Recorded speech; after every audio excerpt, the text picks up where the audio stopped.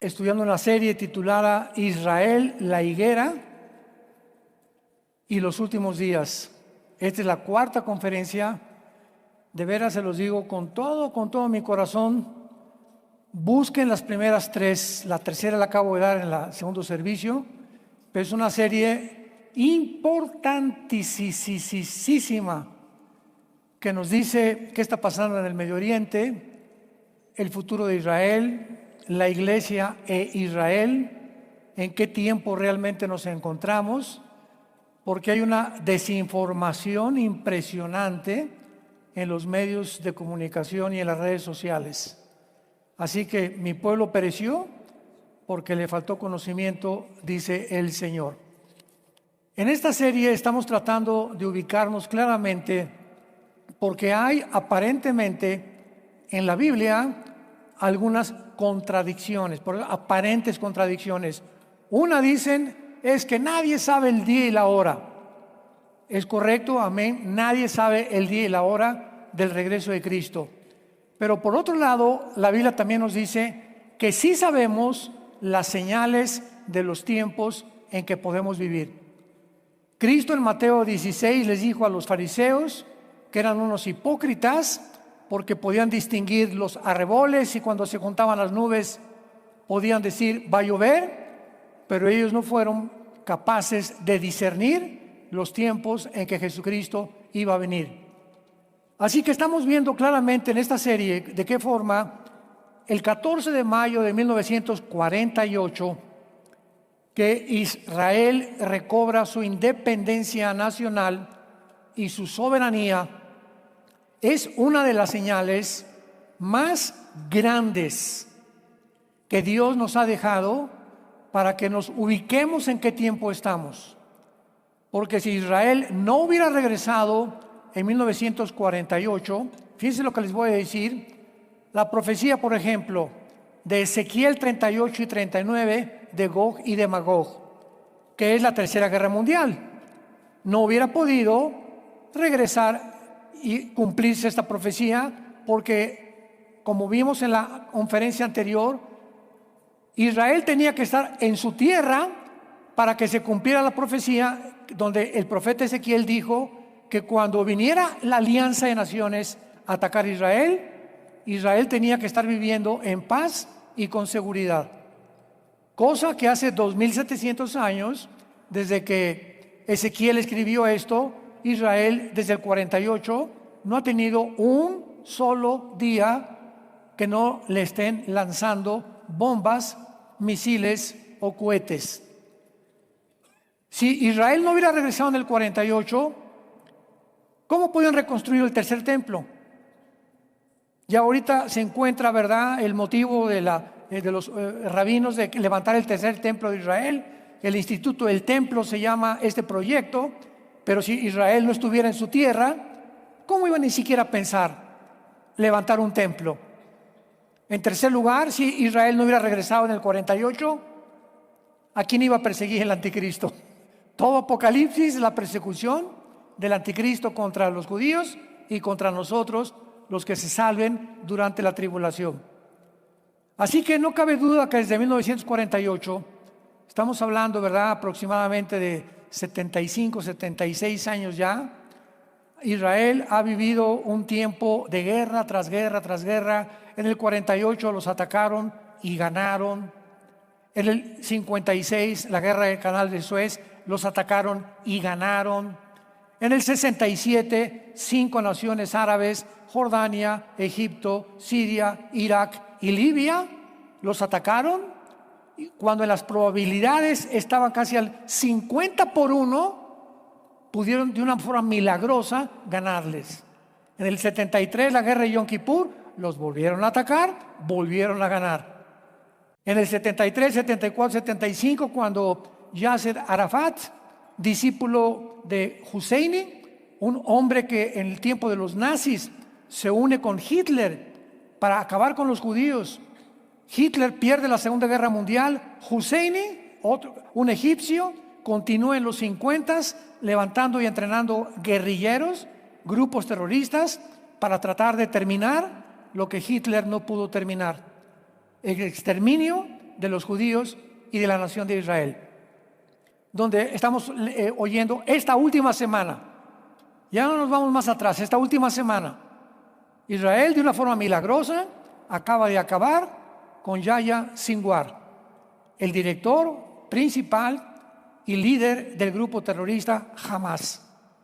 Cuando hace un mes el presidente de Estados Unidos y Kamala Harris, que es la candidata ahorita a la presidencia de parte de los demócratas, le advirtieron a Netanyahu: no vayas a Rafah, que es la ciudad, el sur de Gaza, y donde el Mossad, que es el servicio de inteligencia de Israel, sabía que ahí se encontraban los principales líderes de Hamas, los que el 7 de octubre del año pasado, 2023, entraron y mataron a más de 1,200 civiles y se llevaron a más de 250 de rehenes. Quedan como 100 rehenes todavía, niños, jóvenes, adultos y de la cuarta edad, en manos de este grupo de terroristas. Hace 2 días acaban con este hombre en Rafah. No hizo caso Netanyahu ni Estados Unidos. El presidente Macron de Francia es que ya no le manden más armamento a Israel. Vamos a embargar las armas a Israel. Si Netanyahu hubiera hecho caso de esto, nunca hubieran encontrado a Yahya Sinwar, el presidente y el líder del grupo terrorista de Hamas. Ahora ya Hamas parece que está completamente extinguido. Antier, más de 600 terroristas de Hamas se hincaron y se rindieron a Israel. Ya no queremos pelear con ustedes. Dice en México: no le saques. Y ahora la guerra es al norte con Hezbollah, y lo mismo están: no entren por favor a Hezbollah porque quieren entrar con tropas. Hezbollah es un grupo terrorista también financiado por Rusia y por Qatar, que son las 2 naciones principalmente que financian a más de 7 grupos terroristas. Y están diciendo, ¿verdad?, es que si Israel entra al Líbano va a haber personas civiles muertas, etcétera, etcétera, cese al fuego. Y si ellos no entran a eliminar a Hezbollah, Israel tiene una obligación, como cualquier presidente, dictador o rey de cualquier nación de la historia de su nación. El presidente, el líder de una nación, tiene que proteger al pueblo. ¿De acuerdo? Y cuando somos atacados por una nación, imaginémonos que Guatemala nos comienza a lanzar misiles. ¿Vamos a cruzarnos de brazos? Y que Guatemala se meta y que se lleve de Quintana Roo a más de 500, 600 personas de rehenes. ¿Nos vamos a quedar cruzados de brazos? ¿El gobierno de México? No sería gobierno. Entonces lo único que ha hecho Israel es defenderse y tratar de, eliminando los grupos terroristas, evitar y proteger en el futuro a su pueblo. Que no vuelva a suceder lo que pasó el 7 de octubre y lo que ha pasado ya hace 73, 72 años, que todos los días bombas y bombas y bombas y cohetes misiles. Ya estuvo suave, ¿no? Ahora sí nos vamos de veras contra ustedes.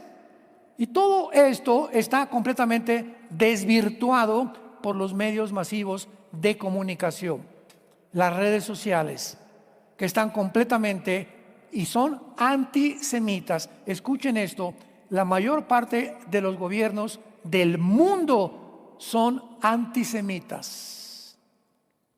Las naciones de Occidente, principalmente Europa y el continente americano, la mayoría son antisemitas, apoyando todas casi la Agenda 2030, que tiene como principal, en su punto más importante, la ideología de género. Busca y googlea Agenda 2030 y vas a encontrar nunca la palabra sexo. Fíjense a dónde estamos yendo, síganme con mucho cuidado. Vas a encontrar la palabra género. Suprimieron la palabra sexo. Y qué interesante a la luz de la Biblia, que todo este desarrollo y planeación de las naciones con el 2030 estén enfocadas principalmente en atacar la familia, en procurar que los hombres ya no se casen con mujeres, ni las mujeres con hombres, en tratar de confundir a los niños de tal manera que el niño ya no se sienta macho, ni la niña se sienta hembra, que puedan comenzar a considerar en sus mentes aún no desarrolladas neurológicamente que pueden cambiar de sexo, y que se les comience a ofrecer, como en Canadá, operaciones de transgénero quirúrgicas sin la intervención de los padres. ¿Por qué ese ataque a la familia, al matrimonio y a confundirnos de nuestra identidad? La Biblia lo dice claramente. Si podemos considerar que estamos rodeados de un mundo invisible de tinieblas por el príncipe de las tinieblas, el padre de las mentiras, entonces el principal enemigo para el Satanás desde el principio de la creación, Génesis 3:15, la profecía a la mujer: de tu semilla herirás en la cabeza a la semilla de la mujer, y tú herirás a la semilla de la mujer en el talón. Desde el principio hay una guerra genética donde iba a descender el Mesías a través de casi 5,000, 6,000 años para que pudiera realmente venir como el libertador. Y desde entonces el propósito de Satanás es robarnos nuestra identidad. Escucha esto. Fíjate la mala estrategia de este ser que se llama Satanás, el diablo, el dragón, el príncipe Belcebú, el príncipe de las tinieblas, el príncipe de este siglo, en fin, todos los títulos que se dan. ¿Recuerdan ustedes Daniel capítulo 1? ¿Cómo comienza Daniel capítulo 1? Bueno, un rey en Babilonia llamado Nabucodonosor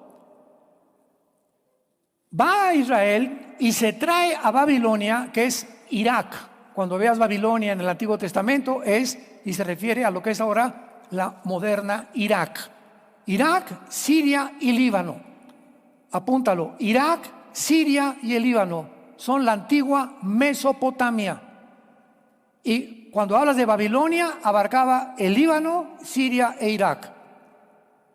Y Nabucodonosor da una orden cuando encuentran a 4 jóvenes, entre ellos Daniel, para que inmediatamente los entrenen para estar en el palacio sirviendo. Pero antes, y aquí ya vemos satánicamente el propósito, tenían que desprogramarlos, borrarles su religión, sus tradiciones, sus costumbres, su lenguaje. Y ya que estuvieran desprogramados, poder el imperio babilónico satánicamente listo para poder usarlos una vez que hayan perdido su identidad. ¿Qué es lo que está sucediendo otra vez? ¿Por qué el diablo quiere hacerte pensar que no eres lo que Dios te creó? Porque el momento que un ser humano pierde su identidad, en ese momento pierdes la brújula de tu vida. Cuando ya no sabes qué eres,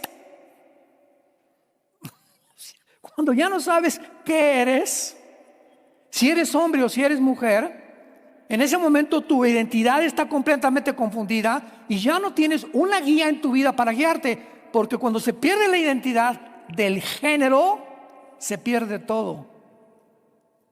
Y en ese momento te vuelves vulnerable a los ataques, a los dardos, como dice Efesios 6, del maligno en tu vida. Porque ya te puede manejar y manipular y puede meterte en la identidad que él quiere en tu mente para que tú actúes conforme al nuevo programa que Satanás te mete a través de ideas que no vienen de la Biblia, sino que vienen del mundo secular. Y cuando la humanidad crece y las sociedades crecen y se desarrollan bajo este programa, es cuando sabemos que es una generación de psicópatas. ¿Quién es un psicópata? Psicológicamente hablando, es una persona, número uno, que le gusta ver a las personas sufrir. Por ejemplo, los nazis eran psicópatas, porque les gustaba a la gente sufrir. El grupo de Hamás llegaron a los kibutz de Israel el pasado 7 de octubre del 2023 y entraron, y a los niños de 5 o 6 meses entraron a atacar, no a soldados. No dirigieron su ataque a soldados israelíes, dirigieron su ataque a civiles. Y comenzaron con los niños de 5 o 6 meses nacidos a meterlos en un horno enfrente de los papás, en sus casas, en microondas. A las mujeres abrirles con un cuchillo el vientre. A los papás sacarle los ojos enfrente de la mamá. Después cortarle las manos. Si las atrocidades que ellos hicieron no se consideran de psicópatas, no sé qué otra palabra o adjetivo calificativo se les pueda denominar. Y no solamente eso, sino que ahora el mundo entero, ¿verdad? En lugar de vamos a orar por los rehenes, por el amor de Dios, el día que secuestran a tu hija, a tu hijo, a tu bebé de 6 meses, ¿qué harías, verdad? Oren, por favor. No, el mundo dijo que liberen a Hamás. O sea, estamos en un mundo donde ya la gente ha perdido la brújula. Cuando llegan los estudiantes de la Universidad de Columbia, de Yale, de Princeton, de Oxford en Inglaterra, a desfilar en las calles, desde el mar hasta el río, ¿verdad? Libertad al mundo, a los palestinos, es cuando dices tú, ¿cómo pueden estudiantes se supone con un nivel académico para que estés en Harvard o en Columbia o en Boston o en Yale, pues tener una característica importante que es la inteligencia? No cualquiera estudia en estas universidades, pero ¿a qué grado están completamente tan desarticulados mentalmente, sin ninguna brújula, donde por un lado son muy inteligentes en cuanto a las materias y al conocimiento y a la filosofía, pero el otro lado de su cerebro está completamente desconectado de la realidad? ¿Es posible que haya seres humanos así? ¿Que haya personas como Hitler? Una mente impresionante de sabiduría, de conocimiento, de inteligencia. La red de inteligencia que hizo en Europa Occidental fue impresionante, y en Oriental también. Y la red que tenía en todo lo que él desarrolló como los sistemas de servicio secreto por Himmler, impresionante. Pero ese hombre, al mismo tiempo que tenía un conocimiento y una sabiduría diabólica. Entonces vemos que hay personas que son muy, muy inteligentes, pero son completamente brutas, completamente incapaces de concebir el mundo como es el mundo. Y es cuando una persona, en el libro de Oseas, dice el profeta, son tortas no volteadas. O sea, yo agarro una hamburguesa y la pones a freír, para que me entiendan, y le fríes la mitad de la hamburguesa y la sacas sin que la voltees, y la otra mitad se fría también. Entonces, cuando me la sirves, por el amor de Dios, la volteo y digo, oye, está bien cocida aquí, pero por este lado está cruda. Bueno, esto fue un ejemplo que usó el Espíritu Santo para definir a muchos seres humanos. Son muy inteligentes y muy capaces, pero están crudos. Por ejemplo, en su casa, ¿cómo tratan a la esposa? ¿Cómo tratan a los hijos? Son adúlteros, borrachos, parranderos y jugadores, pero son presidentes de la compañía, y son presidentes de un país, y son diputados, y son senadores, y en su familia son completamente un asco. En cuestiones espirituales, de valores, de ética y de moral, están reprobadísimos. No conciben realmente el mundo como el mundo es. Y esta es una realidad que tenemos que luchar para evitarla, porque, vuelvo a repetir, el mundo ahora está lleno de antisemitas. Inclusive hay cristianos que se dicen cristianos y están en contra de Israel porque no entienden. Este es el propósito de esta serie. Yo preparé esta serie hace 6 años tal vez, sin saber que íbamos a llegar a este punto donde tenía que comunicarle esto. Yo estuve guardando mis hojas y guardando, investigando, etcétera, etcétera, hasta que hace 4 o 5 meses me dijo el Señor, es la hora de compartir esto al mundo. Esta información es para este momento preciso en que estamos viviendo. Vemos nosotros también que también se inventaron falsas doctrinas con todo este movimiento de mentiras que hay en las redes sociales, etcétera, etcétera, que hicieron creer a los cristianos que Israel ya había sido desplazado por Dios y que la iglesia había tomado su lugar. Se llama la teología herética del reemplazo. No, ya Dios no tiene que ver nada con Israel, ellos pecaron, los abandonaron, la iglesia ahora es el Israel de Dios, la iglesia ahora es la que se va a levantar. Y aunque hay cierta verdad en esto, no es una verdad completa, porque siempre una mentira con un poquito de verdad surte mejor ejemplo. Cuando las tinieblas tienen un poquito de luz, surte un mejor ejemplo. Entonces se comenzó a enseñar esto, ¿verdad? Y reemplazaron a Israel. Y las promesas de Abraham, que es incondicional a Israel, no la tomaron en cuenta. Borraron de la Biblia Romanos 9, 10 y 11, 3 capítulos del libro de Romanos, que es Romanos es la constitución de la iglesia cristiana, porque están las principales doctrinas esenciales de la palabra de Dios.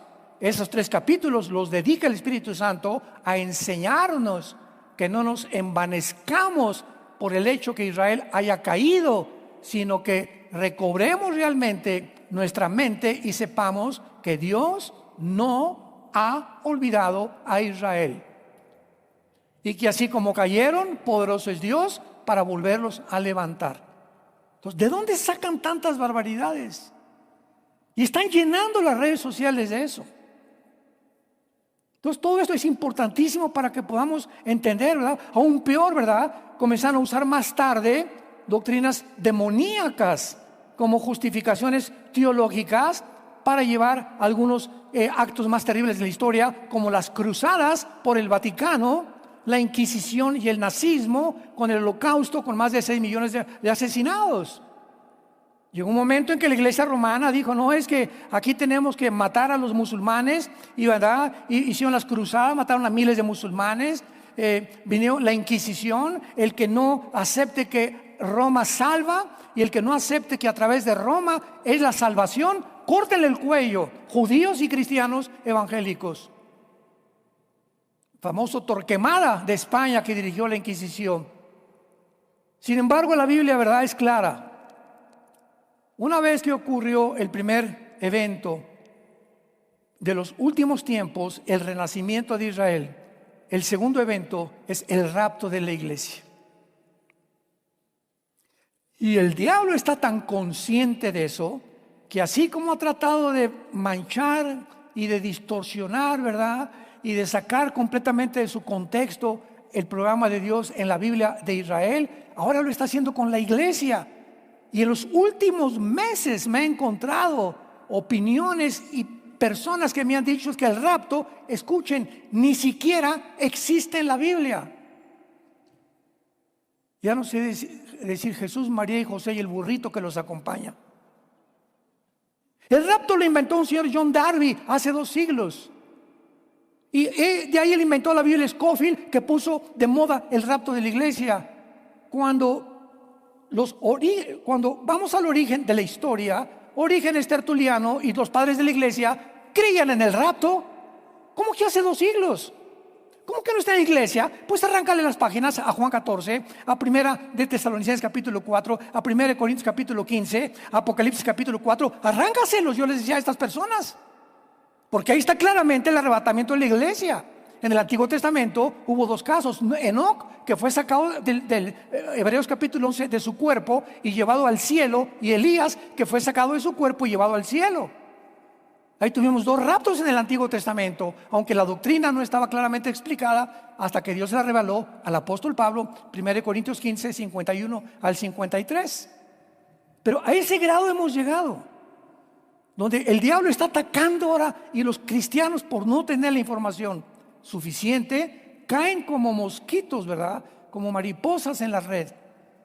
Dice la Biblia, en el hoyo que han hecho van a caer y en la red que crearon van a tropezar. De hecho, ¿verdad? Nadie podía saber quién sería la última generación si Israel no hubiera regresado a su tierra. Leamos el pasaje que estamos usando en esta serie en Mateo 24. Voy a tratar en cada conferencia de leer este pasaje, porque hay muchos de ustedes que no han oído la anterior conferencia o las otras tres anteriores a esta. Dice Mateo 24, y este es el pasaje que está de base teológicamente y escatológicamente de toda esta serie de conferencias. Mateo 24, 32 al 34. Dice Jesucristo: de la higuera aprendan la parábola. Número uno, ¿quién es la higuera? Si nosotros identificamos la higuera, podemos entonces identificar y explicar e interpretar las palabras de Cristo. Y claro que sabemos que la higuera es Israel. Anteriormente, ¿verdad? Ya la Biblia mencionaba que el día antes de su crucifixión venía Cristo con los discípulos y vio una higuera, Jesucristo, y vio que no había fruto y la maldijo. Y los discípulos pasaron y dijeron: pero ¿cómo es posible que se haya maldecido con las palabras de Jesús? ¿Qué estaba haciendo Jesucristo? Dando una representación de lo que le vendría a Israel por haber rechazado al Mesías. Israel quedó casi durante 2000 años bajo una maldición hasta que regresaron nacionalmente en el 48 a su tierra.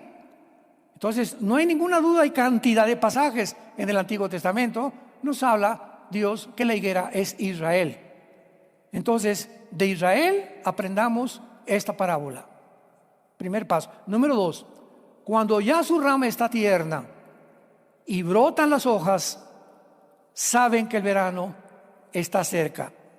Así también ustedes, cuando vean todas estas cosas, conozcan que está cerca a las puertas.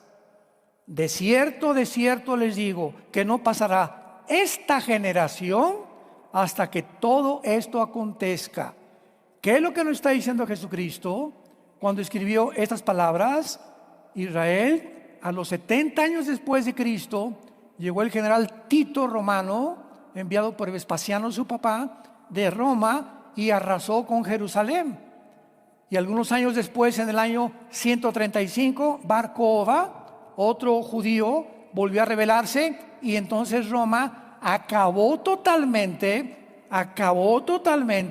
con Jerusalén y la tierra de Israel. Y desde el año 130 o 70 después de Cristo hasta 1948, Israel vivió exiliado, los israelitas, en Francia, en Rusia, en España, en México, en todas las naciones.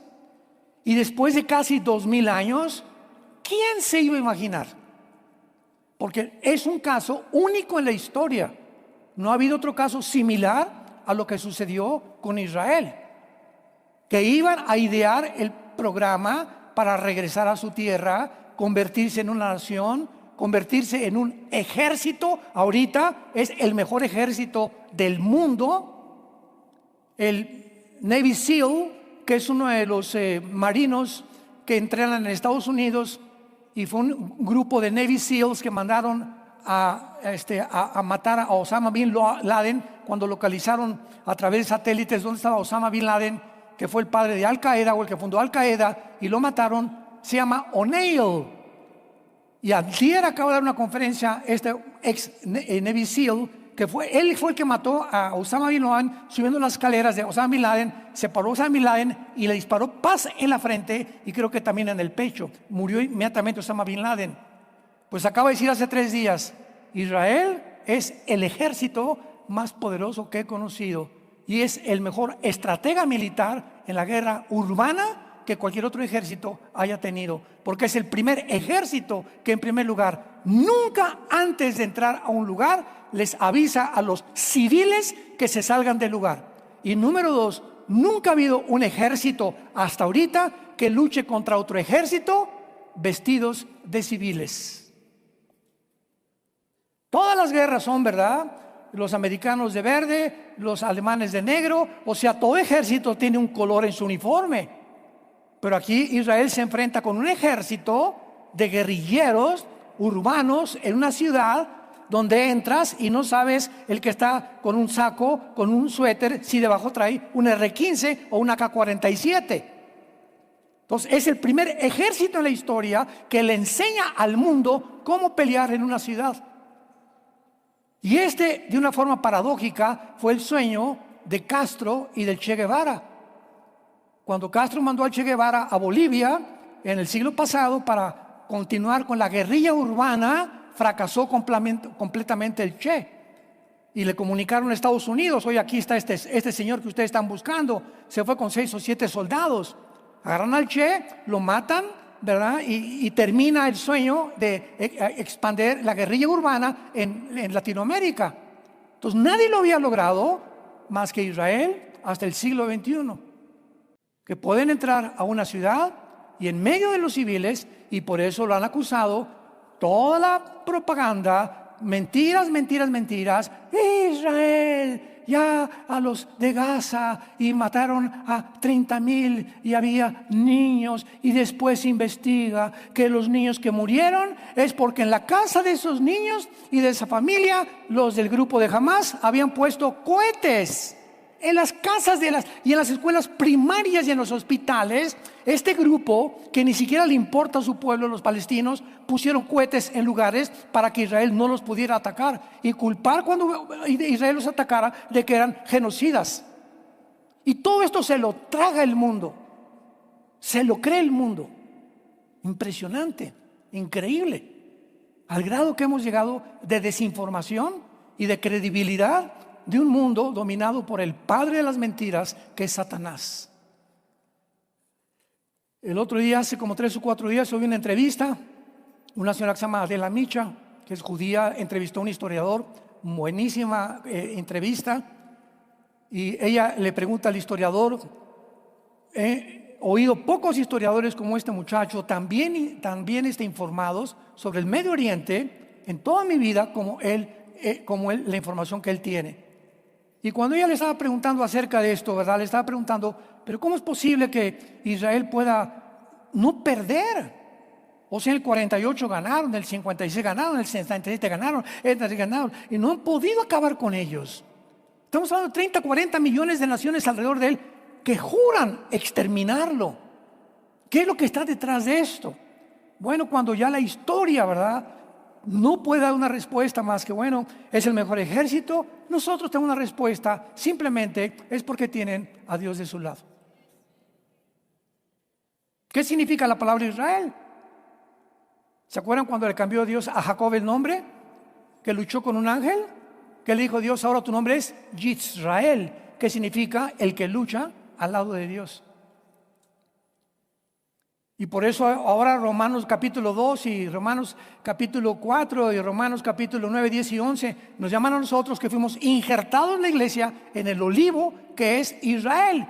Y ahora nosotros, al aceptar a Jesucristo, que es el Mesías, el Salvador de Israel, que ellos crucificaron, al recibir la primera iglesia que fue judía, la primera iglesia cristiana, al tener una Biblia que es judía, verá, menos el Nuevo Testamento, y al ver que estamos heredando nosotros las riquezas de los que pudieron propagar en el mundo los valores morales, éticos, de conducta, a un mundo como Atenas, que era la campeona de la democracia y de no sé qué tantas cosas. Y Atenas, en una proporción de 5,000 atenienses, tenían 30,000 esclavos. Y en aquel mundo tú era eso, era un aprovechamiento de eso. Y llega el Antiguo Testamento y la Torá, y llega la Biblia y entra al mundo occidental, y los occidentales se espantan porque la Biblia va en contra de eso, de la esclavitud. Los esclavos de la Biblia eran siervos. Es como tu muchacha que trabaja contigo y le das un salario, pero no eres esclavo, porque la palabra doulos en el griego significa el que atiende al otro. No el esclavo como el que actualmente se acostumbra, ¿verdad? Como los negritos en Estados Unidos en los 50, 60, que los colgaban, los ahorcaban, los perseguían y violaban a las mujeres negritas. Entonces viene todo este conocimiento que revolucionó el pensamiento de las naciones occidentales, y Occidente comienza a cambiar. Y le comienza a dar a Occidente la prioridad a la familia. al matrimonio, a los hijos. Los gobiernos, algunos comienzan a ser revolucionados, como Estados Unidos. Estados Unidos se formó con la Biblia. Desde 1776 que hicieron la Constitución de Estados Unidos. ¿Quiénes formaron Estados Unidos en el siglo XVI, XVII? Los peregrinos cristianos que venían huyendo de la persecución de Roma en Europa y llegaron a Rhode Island, a lo que es ahorita toda esa península, ¿verdad?, del lado oriental de Estados Unidos, a Virginia, es el estado de Virginia, y llegaron con la Biblia en la mano los que llegaron a fundar Estados Unidos. Y hasta ahorita, ¿verdad? Yo creo que ya el año que entra, si no sale Trump, van a jurar sobre la Biblia del Mormón o sobre el Corán.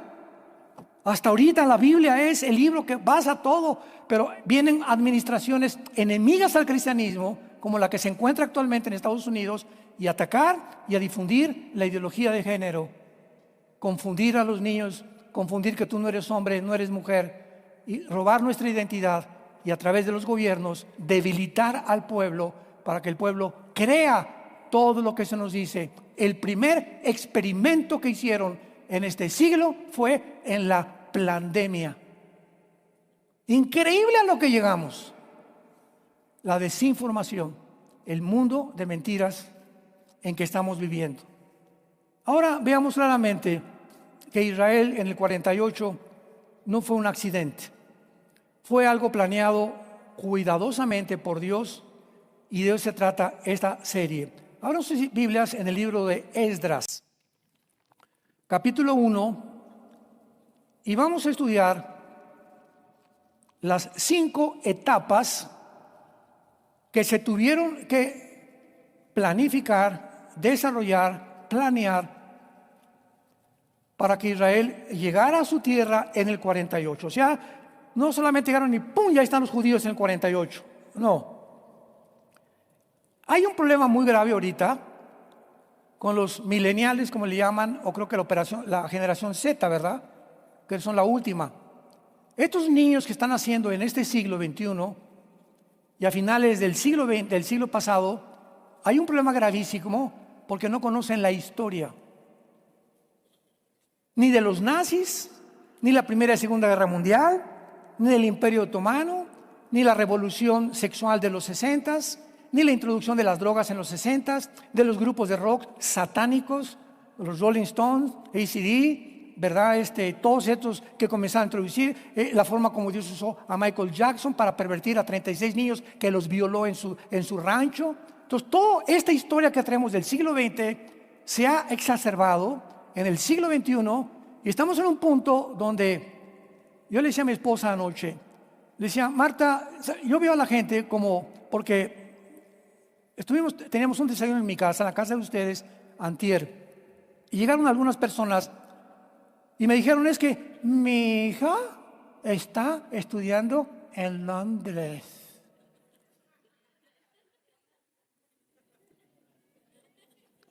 Pirrulis. O sea, conversaciones tan vacías y tan vanas, ¿no? Y le dije a mi esposa: oye, ¿no le has platicado aquí a la mamá, a tu amiga, que se supone que es cristiana la mamá, que Londres se encuentra ahorita en manos completamente de los musulmanes radicales? Que 53 naciones de Inglaterra están en manos y dirigidas por musulmanes. Que está el índice más grande que hay de crímenes de violencia y violaciones en Inglaterra actualmente. Y ella dijo: no, es que mi hija no se mete con los musulmanes. Le dije: mire, señora, el mundo está así, cada quien nos metemos en una burbuja, y lo podemos hacer, ¿verdad?, donde yo me puedo ir a un rancho y olvidarme de lo que está pasando en el mundo. No hay ningún problema, ni lo que pasa en México, ni por aquí por allá. Pero cuando nos metemos en una burbuja y vivimos en medio de un caos, de un tsunami, de vientos que están soplando tan fuerte, y pues a mí no me importa lo que esté pasando, yo estoy aquí en mi mundo. Ese es el mundo que Cristo vino a rompernos y decirnos: es que ustedes ya no viven para ustedes, vivamos para los demás. Cuando esta entrevistó a Adela Michal, le preguntó a este historiador: ¿qué hacemos nosotros porque tú crees que pueda sobrevivir Israel? Y es imposible porque, dijo, todos los gobiernos en el mundo están completamente antisemitas contra Occidente. Y este historiador, de una forma muy sabia, contestó, ahora es el tiempo de nosotros. Le dijo, Adela, gracias por la plataforma que me has permitido hablar a este mundo. Y así tenemos que hacer. Ahora somos nosotros la gente la que tenemos que salvar. Nuestros gobiernos no nos van a salvar.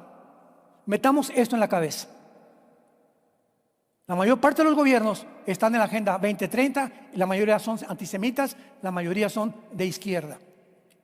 No esperes nada de ningún gobierno, ni de Estados Unidos, ni de México, ni de Inglaterra, de ningún lado. Ahora, el pueblo tiene que despertar. Y ahora, como se usa el wokismo, que es el despertar a aquellos que estaban atormentados y que lo están convenciendo, que se levantan en contra de los que tienen, es la forma en la que los cristianos tenemos que despertar ya y cubrir con la sangre de Jesucristo nuestra vida, con el escudo de la fe, la espada del Espíritu, pelear la buena batalla de la fe y decirle al mundo la verdad. A tus amigos, a tus familiares, tal vez en tu oficina, en tu bufete jurídico, en tu consultorio médico, en tu taller de carpintería, la que vende tamales, la que vende tortas. Tenemos que compartir este mensaje al mundo, el amor de Dios en la cruz. Que se arrepientan, viene el tsunami contra el mundo, viene una tempestad tremenda contra el mundo. Y los cristianos están dormidos.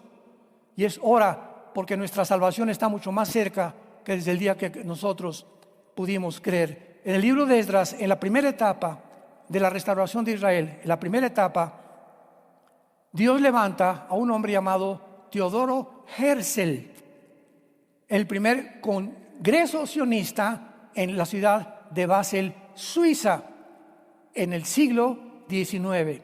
Ahí levanta Dios a un hombre llamado Teodoro Herzl, y él es el primer judío que comienza Dios a usar en su mente, a despertar en su mente, porque Dios dice en la Biblia, mis ojos buscan hombres y mujeres que se pongan en el camino, en el atajo para vivir para los demás.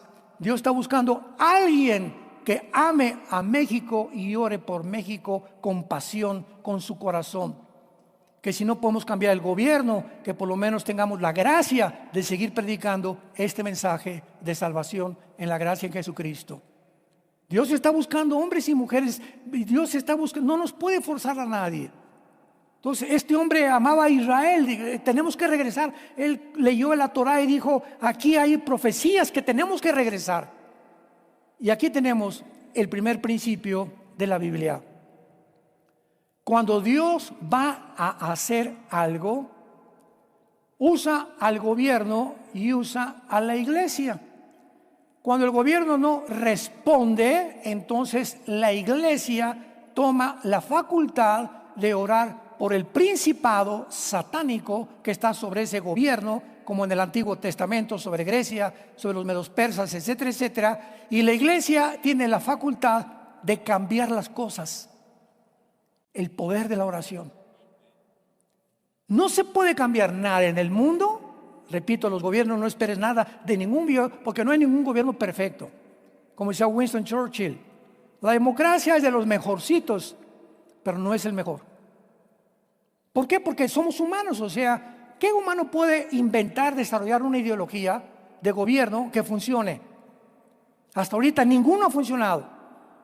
Ahorita tenemos pocos gobernantes como el de El Salvador, ¿verdad? De Bukele, Milei en Argentina, que están haciendo cambios radicales en sus gobiernos y que tenemos que orar por ellos. Pero son contados con los dedos de la mano. En Panamá tal vez, en Paraguay tal vez, ¿verdad? En Hungría es un valiente, el primer ministro de Hungría también. Aquí no va a entrar ningún musulmán radical, aquí se va a respetar la Biblia, etcétera, etcétera. Son contados de la mano ya, de las casi 200 naciones que están poblando el mundo actualmente. Y en Esdras encontramos este principio. En el primer año de Ciro, rey de Persia, para que se cumpliera la palabra de Jehová. Vean ustedes cómo para que se cumpla la palabra, Dios actúa. Pero el que no conoce la palabra de Dios, no puede hacer que se cumpla la palabra de Dios. Para que se cumpliera la palabra de Dios, despertó Jehová el espíritu de Ciro, rey de Persia, que es actualmente Irán. Y Ciro no era cristiano. Entonces Dios despierta el espíritu de un gobernante. ¿Y qué hizo el rey de Persia? Hizo pregonar por escrito por todo el reino, diciendo: así ha dicho Ciro, rey de Persia, Jehová el Dios de los cielos me ha dado todos los reinos de la tierra y me ha mandado que edifique casa en Jerusalén que está en Judá. Dios quería levantar ya a su casa, su templo, su ciudad de Jerusalén, y comenzó con un gobierno. Y una vez que despertó al gobierno, se fue entonces ahora con su pueblo. Versículo 4 y 5. Versículo 5.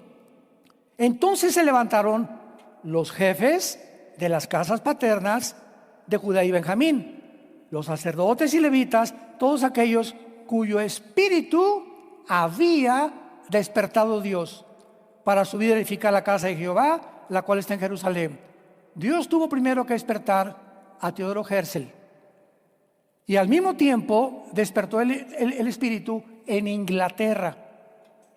Y cuando Teodoro Herzl hizo la primera propuesta al gobierno de Inglaterra, que era justo que Israel regresara a su tierra, se hizo lo que se conoce como la Declaración Balfour, que quedó pendiente desde casi 1920 hasta que finalmente hicieron caso, y ya en el 45, ¿verdad?, permitió en la Liga de Naciones que Israel regresara a su tierra.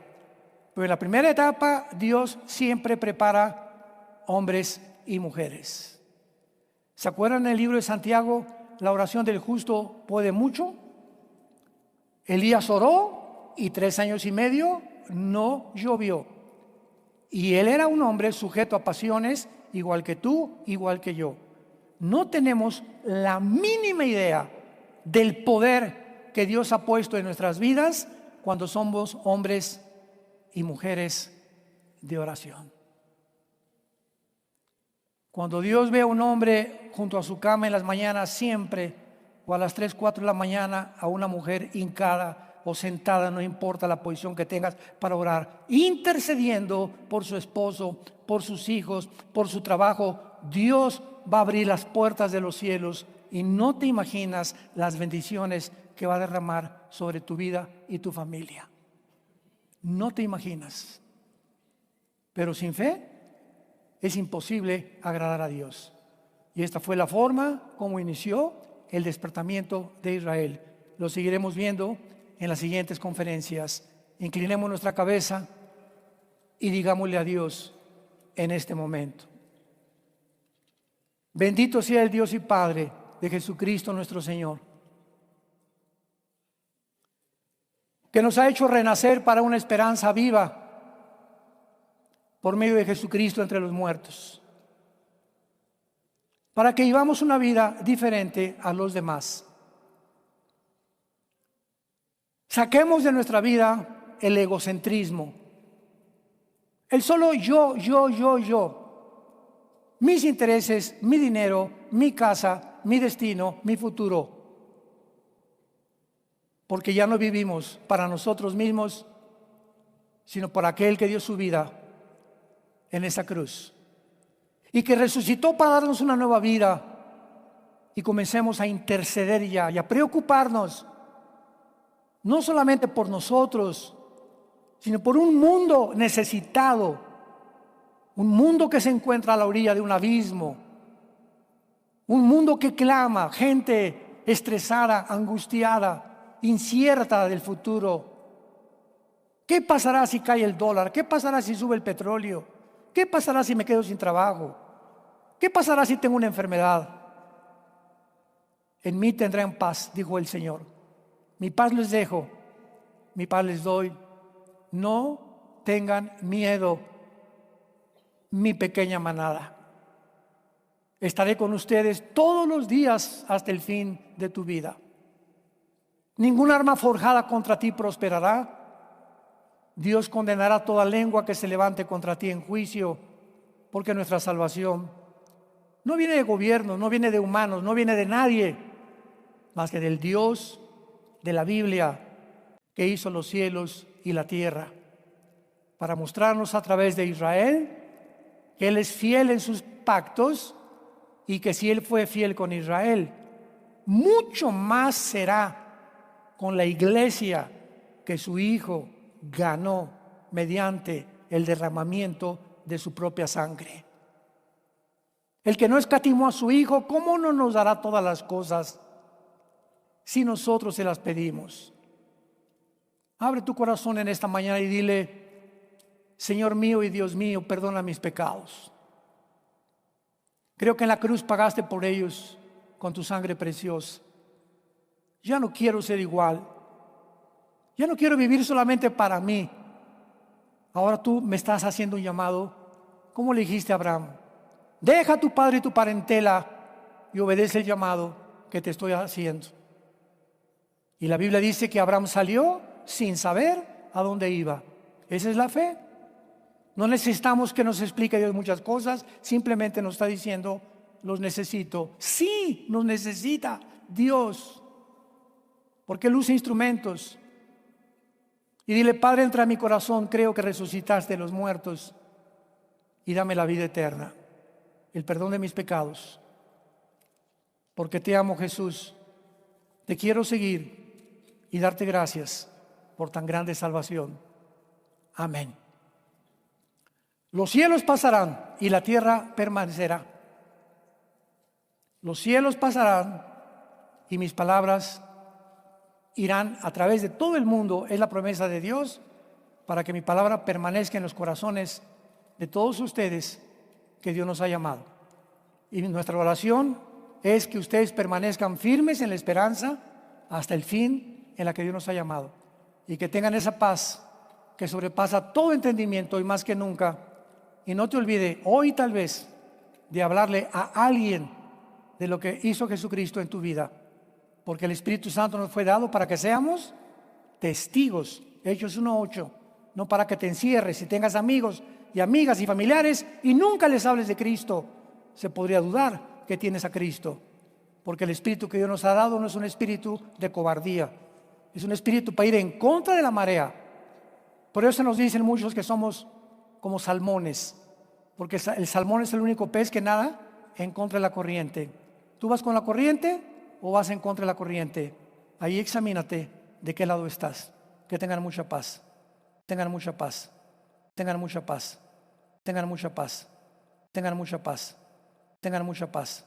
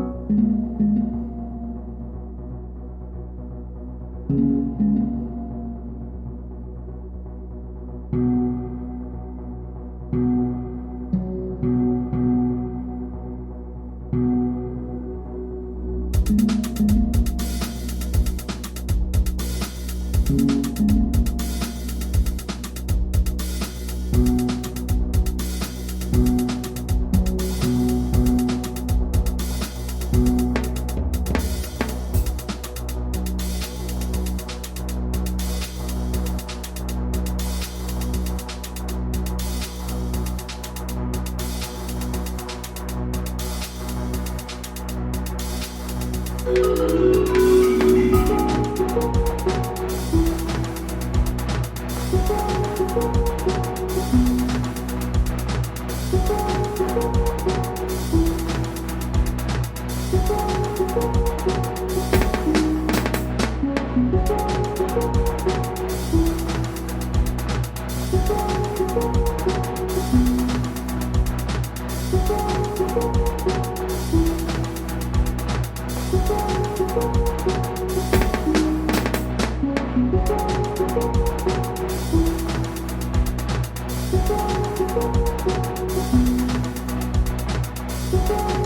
you.